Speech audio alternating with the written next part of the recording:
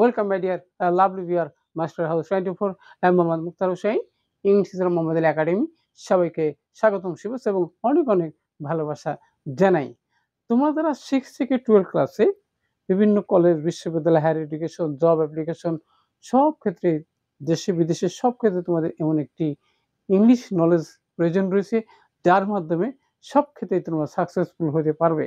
তাহলে সেই বিষয়টি কি, সেটা হচ্ছে ইংলিশে একটি গুরুত্বপূর্ণ বিষয়, সেটা হচ্ছে different kinds of parts of speech, how to use in the gaps. এই গ্যাপের মধ্যে কিভাবে এই different kinds of parts of speech ব্যবহার করলে কি 10-এর মধ্যে 10-এ 100% কনফার্ম পাওয়া, যেটা তোমাদের জিপিএ 5 পাওয়ার জন্য অথবা ভালো কলেজ বিশ্ববিদ্যালয় চাকরি সব ক্ষেত্রে তোমাদের এই ইংলিশ নলেজ অবশ্যই কি ইনক্রিজ করতে হবে। তাহলে সেই বিষয়টি জানতে সঙ্গে থাকবে। আর তোমরা যারা আমার চ্যানেলে নতুন রয়েছো অবশ্যই চ্যানেলটি সাবস্ক্রাইব করে রাখবে নিত্য নতুন ভিডিও নোটিফিকেশন মোবাইল ল্যাপটপ কম্পিউটারে পেতে চাইলে যারা সাবস্ক্রাইব করেছো thank you so much. So now talk now your whiteboard try to understand today's lesson. SSC এবং এইচএসসি ফাইনাল এক্সাম দেবা 2025 এবং 26 সালে তাদের জন্য সেই ক্লাস আরো বুঝলাম জানতে তোমরা যারা 6 থেকে 12 ক্লাসে রয়েছো এসএসসি এবং এইচএসসি 2026 সাল ফাইনাল পরীক্ষা এবং 25 সালও রয়েছে gap filling with clues activities, how to use in the gaps in English grammar. English grammar কিভাবে সেটি তোমরা ইউজ করলে ঠিক আছে শিখে নাও। শর্টকাট রুলসে ফর 10 in 10, 10-এর মধ্যে 10 100% কনফার্ম পাওয়া। আমাদের রিপিটেড হলো 272তম ভিডিও। আর এই গ্যাপ ফিলিংয়ে তোমাদেরকে ভালো করতে হলে অবশ্যই যে আমাদের 8 প্রকার পার্টস অফ স্পিচ আছে সেগুলো আইডেন্টিফাই করতে হবে, সেগুলোর মিনিং জানতে হবে এবং কোথায় কিভাবে বসাতে হবে সে বিষয়টি জানতে চলো আমরা এবারে প্রথমে দেখো বন্ধুরা যে এখানে নাম্বার রাস। ওকে, নাম্বার হচ্ছে অ্যাডজেক্টিভ অসংখ্য। ওকে, এবার হচ্ছে বন্ধুরা আর্লি হলো অ্যাডভার্ব, কোথায় বসবে আর এটার অর্থ হলো সকাল সকাল। আর একটা গুরুত্বপূর্ণ বিষয় রয়েছে বন্ধুরা সুইটেবল মানে কি উপযুক্ত অ্যাডজেক্টিভ, কোথায় বসাতে হবে কেন কিভাবে বসাতে হবে সেটি জানতে পারবে। আর একটা বিষয় হচ্ছে এজ মানে তো বয়স, যেটি নাউন কোথায় বসাতে হবে সেটি জানতে হবে। এবার দি মানে আমরা জানি অ্যাডজেক্টিভ টিটা খানাখানি সেটা ব্যবহার করার নিয়ম তো অবশ্যই পালন করতে হবে। এবার মেনটেন হলো ভার্ব, যেটা পরিচালনা করা, কোথায় বসাতে হবে কার পরে বসাতে হবে। এবার বন্ধুরা যে মেক মানে তৈরি করা, কোথায় ব্যবহার করতে হবে ওকে সেটা আমরা জানবো। আরেকটা বলছি বন্ধুরা এবার মোর আবার তাছাড়াও অ্যাডভার্ব কোথায় বসাতে হবে।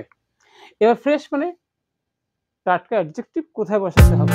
আরেকটা বন্ধুরা এ মানে একটি, সেটা আমরা সবাই জানি কিন্তু এটা কোথায় কিভাবে বসাতে হবে স্টেপ বাই স্টেপ জানতে সঙ্গে থাকবে।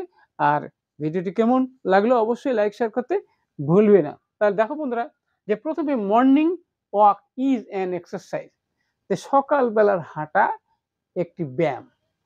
কিরকম সুইটেবল মানে কি উপযুক্ত, সুইটেবল মানে কি উপযুক্ত।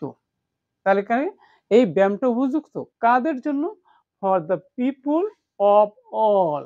অল আছে, অলের পর কিন্তু নাউন দরকার, তাহলে আমাদের এখানে দরকার কি যে এখানে এজেস সকল শ্রেণী মানুষের জন্য দরকার।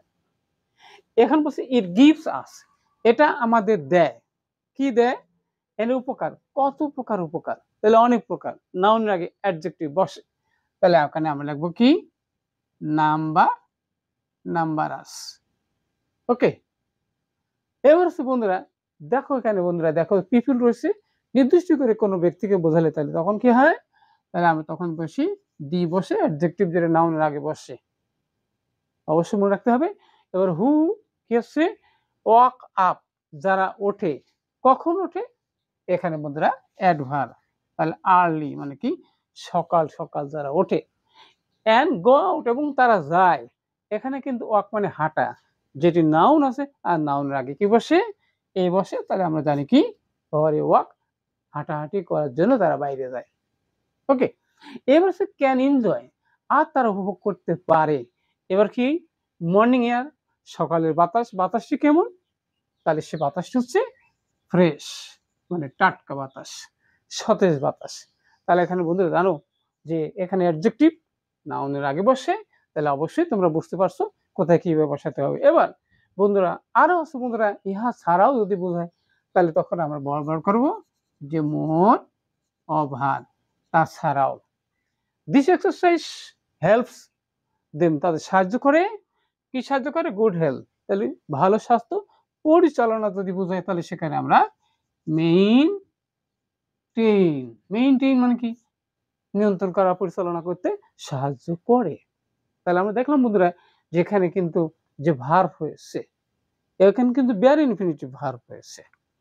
ওকে, এগেইন তারপর দে ক্যান, আর তারা পারে। ক্যান কিন্তু মডেল ভার্ব, মডেল ভার্ব মূল ভার্ব দরকার। তাহলে সে ভার্বটা কি?